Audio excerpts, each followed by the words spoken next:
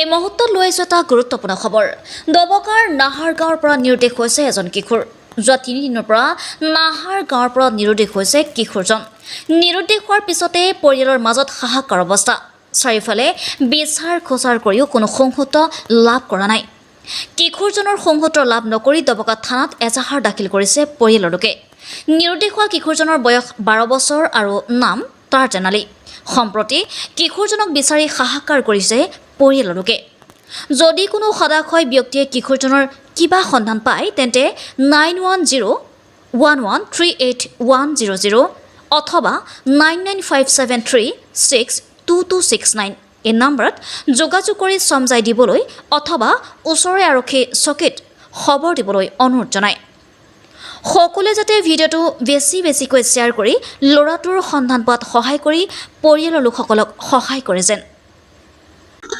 আমাৰ একটা ল'ৰা আজি 3 দিন হৈ গ'ল পোৱা নাই। ক'ত গৈছে এইটো খবৰ নাই। থানাতো জনাইছো আমি, এতিয়াও পোৱা নাই আমি ল'ৰাটো। কিমান দিনৰ পৰা নিৰুদ্দেশ হৈ আছে? 2 দিন হৈছে এতিয়া। 3 দিন। আজিলৈ 3 দিন হৈ গ'ল ছাৰ। ক'তো বিচাৰি পোৱা নাই? নাই পোৱা নাই আমি আজি লগতে খবৰো পোৱা নাই ক'ত আছে। থানাত জনাইছে নেকি? জনাইছে। মানে আমাৰ ইয়াৰ এটা সৰু ল'ৰা 10-12 বছৰীয়া ল'ৰা এজন মানে আজি 3 দিনৰ পৰা নিৰুদ্দেশ হৈ আছে।